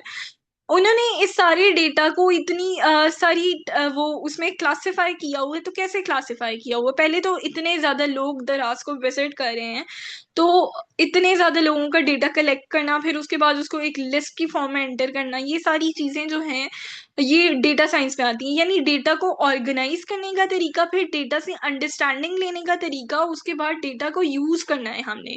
हमने उस डेटा को क्यों कलेक्ट किया? हमने डेटा को कलेक्ट किया देखने के लिए कि कौन से सिटीज के जो लोग हैं वो ज्यादा ऑर्डर कर रहे हैं, ठीक है, कौन से सिटी में किस टाइम पे ज्यादा ऑर्डर हो रहे हैं, ऐप को ज्यादा से ज्यादा कौन विजिट कर रहा है, किस टाइप की प्रोडक्ट्स ज्यादा ऑर्डर की जा रही हैं, ये सारी चीजें जो हैं, या जो लोग अच्छा, उसमें एक इंटरेस्टिंग चीज ये थी कि उन्होंने ये भी एंटर किया हुआ था कि ये पर्सन मैरिड है, अनमैरिड है, या वो क्या नाम है, मतलब डाइवोर्स्ड है। ये सारी चीजें में ये इंफॉर्मेशन क्यों चाहिए कंपनीज को? अंडरस्टैंड करने के लिए चाहिए यूजर के बिहेवियर को, उन्होंने इस डेटा से अपने लिए यूजफुल इंफॉर्मेशन जनरेट करनी है, ठीक है। तो डेटा साइंस के अंदर हम डेटा को अंडरस्टैंड करते हैं, ऑर्गेनाइज करते हैं, उससे डिफरेंट जो है हम अपने लिए पाई चार्ट्स बनाते हैं, विजुअलाइजेशन करते हैं हिस्टोग्राम्स की फॉर्म में, ठीक है, आप कह सकते हैं बार चार्ट्स की फॉर्म में, ठीक है, प्लॉट्स की फॉर्म में, ग्राफ्स बनाते हैं, ठीक है, उसके बाद हम अपनी प्रोडक्ट्स को इम्प्रूव करते हैं। डेटा साइंस में ये सारी चीजें होती हैं। अब स्टेप्स देख लेते हैं कि लाइक फॉर एग्जांपल आपके पास डेटा है, आप डेटा साइंटिस्ट बनना चाहते हैं, तो आप किन स्टेप से गुजर के एक डेटा साइंटिस्ट बन सकते हैं। यहाँ तक सबको क्लियर है? यहाँ सिर्फ मैं बोली जा रही हूँ? लतीफा का आंसर आया, वहां भी सिंगल लिखा हो। ओके, ठीक है। चले है। अच्छा, सबसे पहले हम देख लेते हैं, ईमान आपको क्लियर है? क्योंकि अदीबा ने तो आंसर कर दिया कि क्लियर है। जी आपकी। ठीक है। अच्छा, सबसे पहले देख लेते हैं, हमारे पास मेन स्टेप है कि आपने डेटा, लाइक ये बिग डेटा मैंने यहाँ पर लिखा हुआ है। बिग डेटा कहने का मतलब ये है कि जो हमारे पास लार्ज कंपनीज का डेटा है उसको हम बिग डेटा बोलते हैं, वैसे जो स्मॉल कंपनी है उनको हम डेटा बोलते हैं। बाकी डिटेल में डेफिनेशन में जाने की जरूरत नहीं है क्योंकि उसमें बहुत सी चीजें आ जाएंगी, और ना ही आपको अभी तक बिग डेटा को समझने की जरूरत है। सबसे पहले हमारे पास डेटा आ गया, ठीक है। डेटा आप किस फॉर्म में कलेक्ट कर सकते हो? डेटा आप कलेक्ट कर सकते हो in the form of like service के थ्रू, ठीक है, या फिर जो ऐप के ऊपर फॉर्म फिल हो रहे हैं, इस तरह की चीज़ों से आप डेटा कलेक्ट कर सकते हो। अब यहाँ पर एक इंपॉर्टेंट जॉब आती है डेटा एनालिस्ट की। आपने नाम सुना होगा बहुत जगह के, लाइक ये पर्सन जो है वो डेटा एनालिस्ट है। डेटा एनालिस्ट का काम क्या होता है? डेटा एनालिस्ट क्या करते हैं कि वो कलेक्ट करते हैं, उनका काम होता है कंपनीज को डेटा कलेक्ट करके देना। एक स्पेसिफिक कंपनी है, वो अपने ये कस्टमर्स का डेटा कलेक्ट करना चाहती है, तो डेटा एनालिस्ट वहां पर डेटा कलेक्ट करते हैं, ठीक है। तो डेटा कलेक्शन भी जो है वो एक इंपॉर्टेंट जॉब है, और अगर मैं पाकिस्तान में आपको बताऊं तो इसकी स्टार्टिंग जॉब जो है ना वो 80,000 से कहीं से स्टार्ट हो रही है। तो आप यहाँ से अंदाजा लगा सकते हैं कि सिर्फ अगर आप कंपनीज को डेटा कलेक्ट करके दे रहे हैं तो इसकी कितनी इंपॉर्टेंस है, ठीक है। और लाइक इसमें यह है कि इसमें आपको डिफरेंट टूल्स आने चाहिए, जिनमें हमारे पास जो है ना एक इम्पॉर्टेंट टूल है एक्सेल, ठीक है। फिर उसके बाद एक टूल आ जाता है पावर बीआई, और फिर आ जाता है टैबल्यू। अब बेसिकली मैं इसको ना, हमारे पास जो सबसे पहले इनिशियली डेटा को कलेक्ट करने और डेटा को ऑर्गेनाइज फॉर्म में लिखने के लिए यूज होता था वो एक्सेल ही यूज होता था। लेकिन जैसे हमारे पास डेटा डिफरेंट फॉर्म्स में आना शुरू हो गया तो एप्स भी चेंज हो गई, ठीक है। आप पावर बीआई भी आ गया, टैबल्यू भी आ गया, आप इन दोनों में से कोई एक को भी सीख लेते हैं ना तो आप एक डेटा एनालिस्ट ही कहलाते हैं। और एक्सेल तो आपको आनी चाहिए हर हाल में। और एक्सेल से रिलेटेड जो है मैं बैच में, पिछले बैच में जो रेगुलर बैच है उसमें डिस्कस कर रही थी कि हम जो है ना एक वीक का सेशन रखेंगे जो कि बिल्कुल फ्री ऑफ कॉस्ट होगा। मैं कुछ भी नहीं लूंगी उसमें बेसिकली, क्योंकि उसमें हम एक्सेल को देखेंगे। नॉर्मली एक्सेल हर एक को यूज करनी आती है कि इसमें आप डेटा एंटर कर लो, इस तरह से सम के फॉर्मूलाज लगा दो, लेकिन हमें डीप अंडरस्टैंडिंग नहीं आती कि हम डेटा के हवाले से एक्सेल को क्यों यूज करें, एक्सेल का रियल पर्पस क्या है। तो उसमें हम देखेंगे इंशाल्लाह। और वो अगर अदीबा ज्वाइन करेंगी तो ज्यादा इंटरेक्टिव क्लास बन जाएगी, ठीक है। मजा आ रहा है मुझे वैसे आज की क्लास लेने का। उसके बाद दूसरी क्लास के बच्चे थोड़े शरीफ हैं, ठीक है, तो उनके साथ इतनी फनी कन्वर्सेशन नहीं हो सकती। तो अगर अदीबा ज्वाइन करेगी तो ज्यादा जो है ना, मतलब इंटरेक्टिव क्लास बन जाएगी। उसके बाद हमारे पास जो सेकंड स्टेप आता है ना वो है स्टैटिस्टिक्स का। स्टैटिस्टिक्स, ओके, अदीबा कह रही है इंशाल्लाह I will join, okay. Stats का क्या, आपने बेसिक जो टेंथ में स्टैट्स पढ़ी है, इसमें वही स्टैट्स है, ठीक है। मीन, मीडियन, मॉड वगैरह फाइंड करना, ठीक है, क्वार्टाइल्स वगैरह, इस तरह की चीजें। स्टार्ट्स और मैथ्स का यहाँ पर ये रोल है कि आपको सिर्फ स्टार्ट्स आनी चाहिए, ठीक है। लाइक मीन है तो मीन क्या है, एवरेज है लोगों का। आपको सिंपल अगर कोई फॉर्मूला पूछ ले तो आपको पता होना चाहिए कि जो है वो ये यहाँ पर लाइक अगर आपको, आप एक कंपनी में जॉब करें, वो कहते हैं मुझे इतने लोगों का मीन एवरेज निकाल के दो कि एवरेज लोग जो है वो कौन सी प्रोडक्ट बाय करें, तो आपको पता होना चाहिए कि यहाँ पर मीन लगाना है मैंने। और ये बेसिकली स्टार्ट्स का रोल है। बैकएंड पे अगर आप देखें तो आप रियल में वहां पर स्टार्ट्स के फॉर्मूलाज नहीं लगाते। आपको एज सच वहां पर मैथ्स की तरह पेपर पे फॉर्मूला लिख के लोगों का डेटा कलेक्ट करके, ठीक है, उसको फॉर्मूलाज लगाने की जरूरत नहीं है। आपके पास पाइथन आ जाती है, आपके पास एक्सेल आ जाती है, पावर बीआई, इस तरह के टूल्स आ जाते हैं जिन पे आप एक कमांड देंगे वो आपको ये सब कुछ परफॉर्म करके दे देंगे। लेकिन आपको पता होना चाहिए कि एवरेज फाइंड करने के लिए मैंने क्या निकालना है, मीन निकालना है। तो ये सारी चीजें हैं, स्टार्ट्स की बेसिक अंडरस्टैंडिंग आपके पास होनी चाहिए। इसके अलावा एक सॉफ्टवेयर है एसपीएसएस।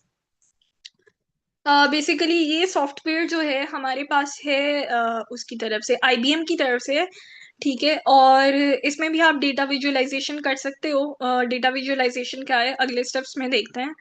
उसके बाद प्रोग्रामिंग आनी चाहिए। प्रोग्रामिंग में हमारे पास दो तरह की प्रोग्रामिंग लैंग्वेजेस आती हैं, पाइथन और आर लैंग्वेज। अब नॉर्मली जो लोग प्रेफर करते हैं डेटा साइंस में, वो नॉर्मली प्रेफर करते हैं पाइथन को। रीजन ये है कि पाइथन के पास ना वाइड रेंज ऑफ लाइब्रेरीज हैं जिनके थ्रू जो है वो बेसिकली हम अपना काम इजी कर लेते हैं। और सेकेंडली ये चीज़ है कि पाइथन एक इजी टू यूज लैंग्वेज है। क्लास काफ़ी लंबी हो रही है, हम 10:30 तक इंशाल्लाह इसको ख़त्म करेंगे। इसके बल्कि ये तो लास्ट स्लाइड ही है, इंशाल्लाह जल्दी ख़त्म हो जाएगी। यहाँ तक कोई थक तो नहीं गया, पहले मुझे ये बता दें।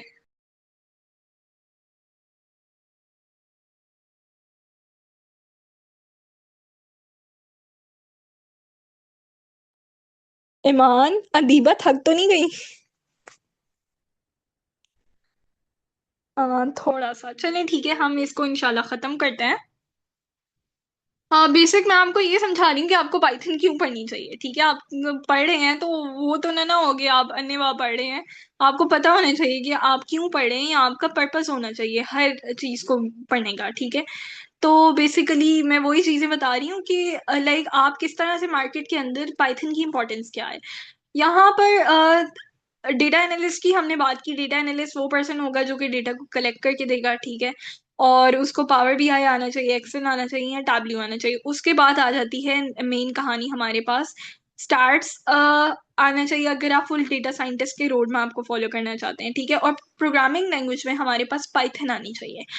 पाइथन और आर लैंग्वेज, दो लैंग्वेजेस प्रेफर की जाती हैं, लेकिन सबसे मेनली अगर हम इसमें से देखें तो मोस्टली लोग पाइथन ही लर्न करते हैं। रीजन ये है कि आर लैंग्वेज थोड़ी टफ है, ठीक है। और इसको लर्न करना ना थोड़ा इजी काम नहीं है। उसके बाद आपको बेसिक मैथ्स की अंडरस्टैंडिंग होनी चाहिए, वही मैथ्स जो आप अपनी सॉफ्टवेयर इंजीनियरिंग की या कंप्यूटर साइंस की डिग्री में पढ़े होते हैं, कैलकुलस वगैरह, ठीक है। या फिर लीनियर अलजेब्रा, इस तरह के सब्जेक्ट्स बेसिक आपको अंडरस्टैंडिंग होनी चाहिए। आपको कोई भी फॉर्मूलाज लगाने को, हाथ से लिखने को नहीं बोलेगा, ना ही क्वेश्चन सॉल्व करने को बोलेगा। सारा कुछ जो है पाइथन की लाइब्रेरीज होती हैं हमारे पास, मैटप्लॉटलिब, सीबॉन वगैरह, ठीक है, जो कि खुद ब खुद हम उनको बेसिकली लिखते हैं, फंक्शंस लगाते हैं, मीन, मीडियन, मॉड का। फॉर एग्जांपल सबसे पहले हमारे पास पाइथन की लाइब्रेरी होती है पांडास, ठीक है। पांडास में क्या है कि हम मीन, मीडियन, मॉड इस तरह की चीजें करते हैं। उसमें सिंपली हम लिखते हैं कि मीन का फंक्शन लगाया तो मीन फाइंड हो गया, इस तरह से होता है। मॉड लगाया तो मॉड का फंक्शन आ गया। जी आपको रिकॉर्डिंग मिल जाएगी। ईमान, ईमान ने कहा है ना ये। हाँ, ईमान आपको रिकॉर्डिंग मिल जाएगी। चलिए, जी ऐसा ही है दीबा। चलिए, हाँ ओके।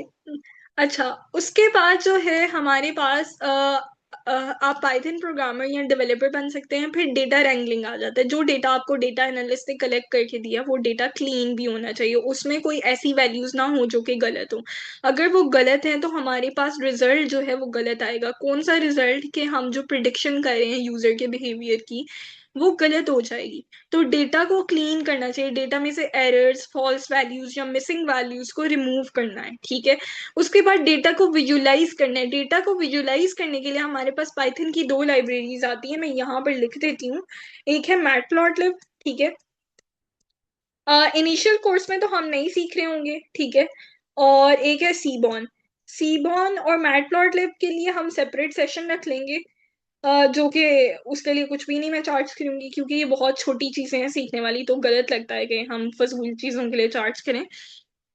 इसमें क्या है कि आपने देखा होगा हिस्टोग्राम वगैरह आप लोग स्टैट्स में बनाते हो, स्टैटिस्टिक्स में बेसिकली। तो यहाँ पर आप डिफरेंट कमांड्स लिखोगे, लाइक डिफरेंट फंक्शंस अप्लाई करोगे, तो आपके पास पूरे के पूरे जो है वो ग्राफ्स प्रिंट होके आ जाते हैं। अभी मैं आपको रियल वर्ल्ड एग्जांपल भी दिखाती हूँ आगे। उसके बाद आप डेटा को प्रोसेस करते हो, जो भी डेटा के थ्रू इंफॉर्मेशन आई है ग्राफ की फॉर्म में, ठीक है, उसको डिफरेंट एल्गोरिदम्स आप अप्लाई करते हो। जो मैंने मशीन लर्निंग की बात की, आप अपनी मशीन को समझा रहे हो कि इस तरीके से लर्न करो। और मशीन लर्निंग में हमारे पास एक चीज आ जाती है, basically deep learning. Deep learning क्या है? जितना भी इमेजेस की फॉर्म में डेटा है, अगर आप आज के ज़माने में देखो तो जैसे हमारे पास वो मरियम नवाज ने कैमरास लगाए हैं, तो वो ओवर स्पीडिंग को डिटेक्ट करके चालान निकाल देते हैं। वो क्या है? डीप लर्निंग की टेक्नोलॉजी है कि उसके पास ऐसा डेटा है कि उसको पता लग जाएगा कि ये बंदा जो है वो इमेज से ही या वीडियो की फॉर्म में से ही पता लग जाएगा कि ये ओवर स्पीडिंग कर रहा है, वो चालान काट देते हैं। तो डीप लर्निंग इसी टेक्नोलॉजी का नाम है। मशीन लर्निंग जो है हमारे पास मशीन लर्निंग एल्गोरिदम्स की फॉर्म में होती है। अगर हम इसका सर्कल देखें ना, तो सबसे पहले हमारे पास डीप लर्निंग आती है, उसके बाद आती है मशीन लर्निंग, और उसके बाद आती है आर्टिफिशियल इंटेलिजेंस, जिसमें चैट जीपीटी वगैरह, ठीक है, परप्लेक्सिटी, डिफरेंट तरह के जो है हमारे पास आ जाते हैं, एआई के टूल्स आ जाते हैं। और अगर आप इन सारी स्टेप से गुजर जाते हैं तो आप एक डेटा साइंटिस्ट बन जाते हैं। लेकिन अगर आप किसी एक फील्ड को भी पकड़ लेते हैं ना, फॉर एग्जांपल आपने डेटा कलेक्ट करके दे दिया, तो आप डेटा एनालिस्ट बन जाओगे। अगर आपने मशीन लर्निंग को हाली सीख लिया, तो आप मशीन लर्निंग इंजीनियर बन जाओगे। डीप लर्निंग को सीख लिया तो डीप लर्निंग इंजीनियर। जरूरी नहीं कि आप सारे स्टेप सीखो, लेकिन आप कुछ स्टेप्स भी सीख लो, लाइक कुछ स्टेप्स को अच्छी तरह मास्टर कर लो, कुछ स्किल्स को अच्छी तरह मास्टर कर लो, तो आप अच्छा खासा कमा सकते हो। और मशीन लर्निंग इंजीनियर की इस टाइम पे जो सैलरी पाकिस्तान के अंदर है ना, वो 2-2.5 लाख है। तो आपने परेशान होने की जरूरत नहीं कि अगर आप बिल्कुल एक सिंपल आपने इसमें स्टेप सीख लिया है तो आप कुछ नहीं कर सकते, आप बहुत कुछ कर सकते हो। दूसरी ये चीज है कि इसमें कोडिंग कम इन्वॉल्व है ये सारे स्टेप में, एज कम्पेयर टू अगर आप दूसरी फील्ड्स की तरफ जाओ ना, जहाँ पर आप ऐप डेवलपमेंट करते हो, वेब डेवलपमेंट, वहां पर आपको बहुत ज्यादा सर खपाना पड़ता है। लेकिन यहाँ पर जो है आप कोडिंग भी कम है, पैसे भी ज्यादा है, तो व्हाई नॉट, ठीक है। और सबकी बेसिक्स यही है कि आपने पाइथन लर्न करनी है। यहाँ तक क्लियर है?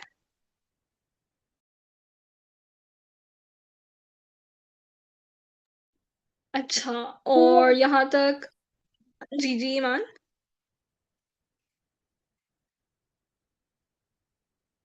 जी आप भी। अच्छा, क्वेश्चन तो नहीं है कोई? नहीं आप भी। अदीबा का भी नहीं है? अदीबा माइक अनम्यूट करके एक बार अपनी आवाज सुना दे, हमें पता लग जाए। ओके। अच्छा, मैं एक चीज बात करी थी डेटा विजुअलाइजेशन की। मैं आपको ना एक चीज दिखाती हूँ यहाँ पर, उससे आपको आइडिया हो जाएगा कि बेसिकली डेटा विजुअलाइजेशन है क्या।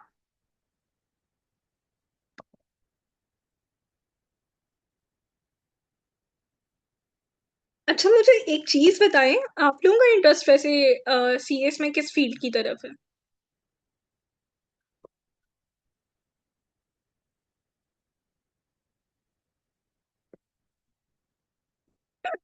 किसी भी नहीं ओके।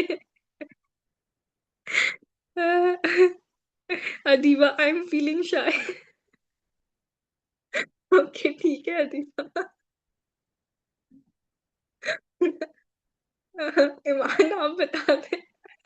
अब तो मैं सीरियस सीरियस आंसर ईमान से ही एक्सपेक्ट कर रही हूँ।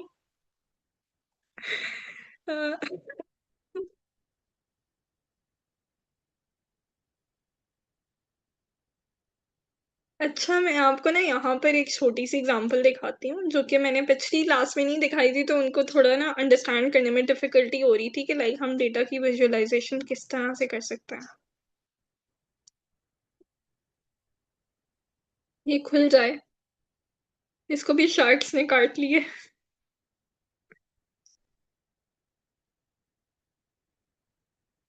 फिलहाल तो गलती से आई थी सीएस में, आगे आगे देखें होता है क्या। ईमान एक चीज बताएं मुझे, आपका बैकग्राउंड किस में था, लाइक एफएससी में आपने कौन से सब्जेक्ट्स पढ़े थे?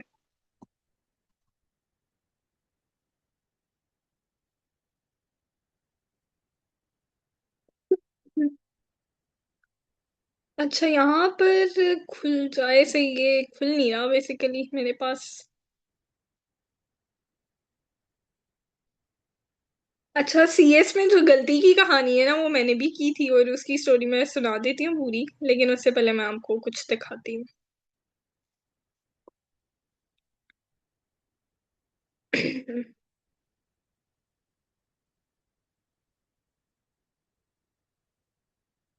Adiba is with my background, तो अदीबा मुझसे बिल्कुल रिलेट कर सकती हैं, ठीक है। अदीबा को अभी जो मैं स्टोरी सुनाऊंगी उसके बाद अदीबा बिल्कुल रिलेट कर सकती हैं, और फनी वे में ही सुनाऊंगी ताकि आप लोग ज्यादा ट्रॉमेटाइज ना हो जाए। अच्छा, यहाँ पर अगर आप देखें तो बेसिकली मैं नीचे, शायद ये वाली फाइल थी, नहीं ये नहीं थी आई गेस। नहीं, ये मेरे पास किसी और की फाइल थी,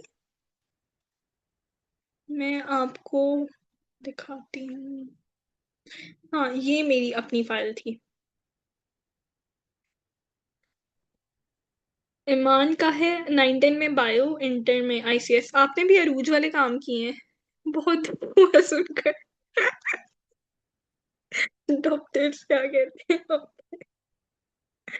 अच्छा है। रुके, बेसिकली इस फाइल के अंदर ना हमने ब्रेस्ट कैंसर का एनालिसिस किया था। ये भी नहीं है। हम्म। और उसमें हमारे पास डिफरेंट पेशेंट्स का डेटा था, ईरान के डिफरेंट पेशेंट्स से जिनका डेटा हमने लिया था और उस पे एनालिसिस किया था, और डिफरेंट ग्राफ्स की फॉर्म में जो है ना हम लोगों ने वो प्रोवाइड किया था। मेरे पास फाइल ओपन नहीं हो रही। कॉपी ऑफ स्टार्ट्स कॉन्सेप्ट और डेटा एनालिसिस।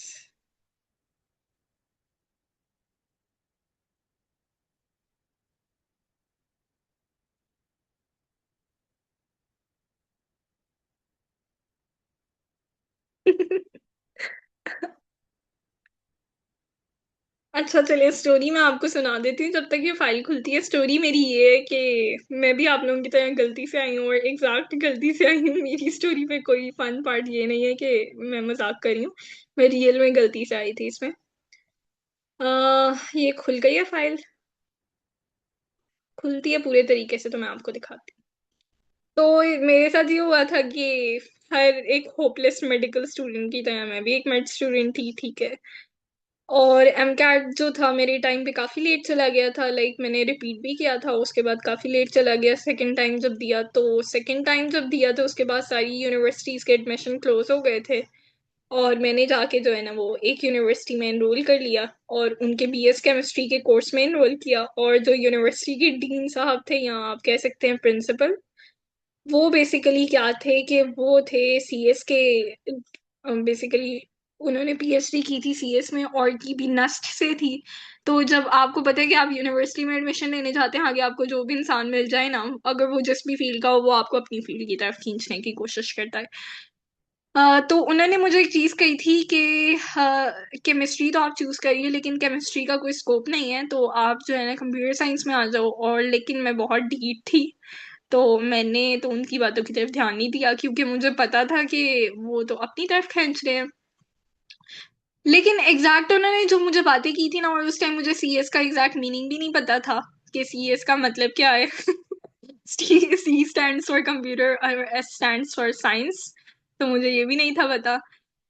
कहानी भी इस तरह से हुई कि वो यूनिवर्सिटी के एडमिशन सबसे लेट क्लोज होते हैं सियालकोट में, और लाइक मतलब वो सब यूनिवर्सिटीज की क्लासेस भी स्टार्ट हो गई थी, और उनकी एडमिशन कोई अक्टूबर में जाके क्लोज हुए। अक्टूबर में मुझे उनकी कॉल आई कि उनका बीएस केमिस्ट्री का बैच नहीं बना, तो अपनी फी या तो विड्रॉ करवा लें, या फिर क्या करें कि आप जो है वो किसी और कोर्स में एनरोल कर लें। अब फी तो मैं विड्रॉ करवा नहीं सकती थी, रीजन ये था कि लाइक किसी और यूनिवर्सिटी में एडमिशन नहीं मिलेगा।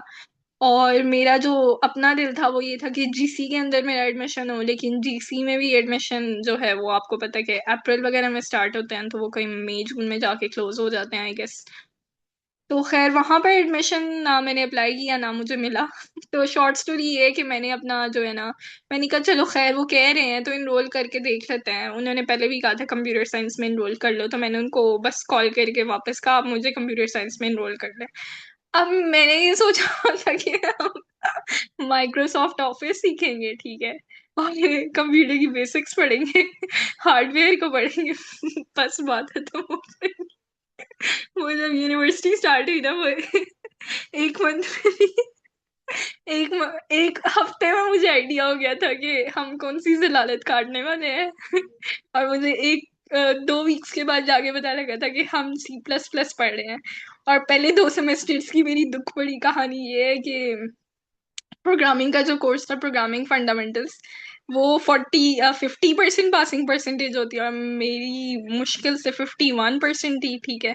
तो उससे आप अंदाजा लगा सकते हैं मेरे कोडिंग स्किल्स कितने शानदार होंगे।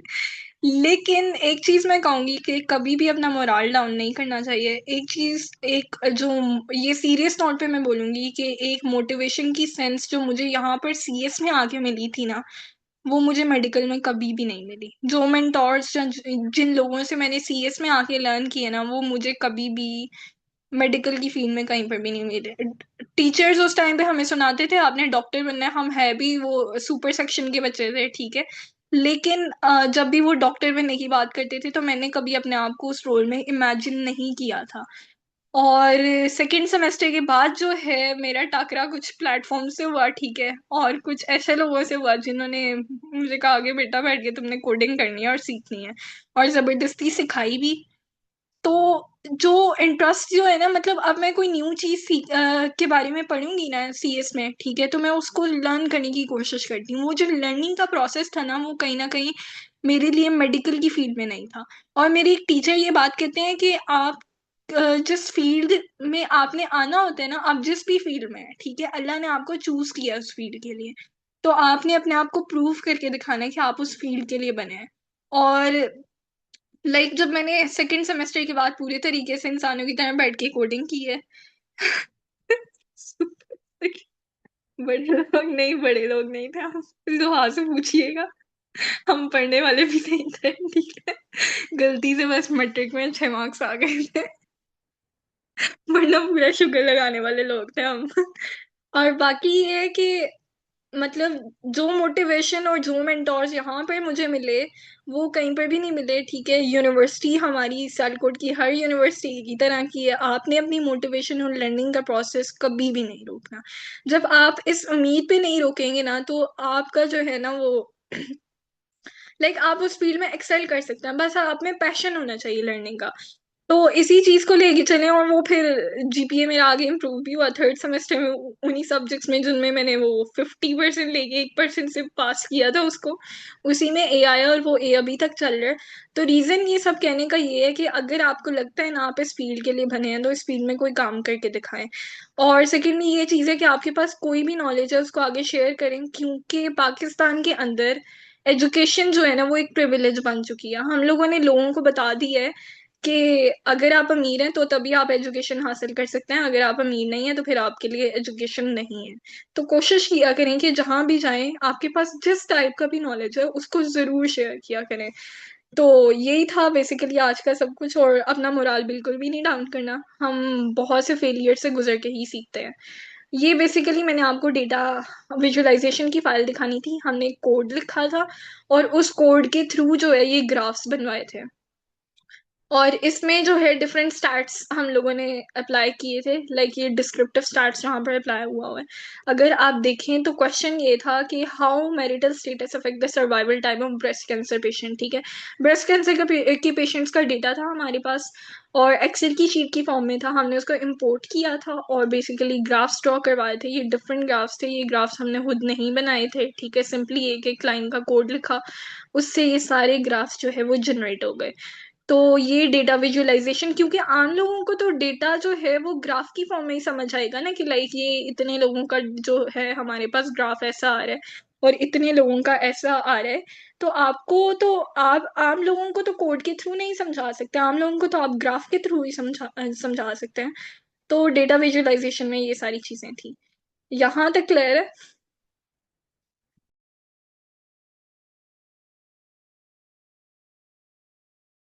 जी आपने। यहाँ तक। ओके, मैं रिकॉर्डिंग स्टॉप करती हूँ, फिर हम अदीबा से भी कुछ बातें करते हैं। अदीबा को आज अपना माइक अनम्यूट करना ही पड़ेगा। और मैं आपसे भी आपका विजन पूछती हूँ कि लाइक आप इस फील्ड को कैसे लेके चलना चाहते हैं।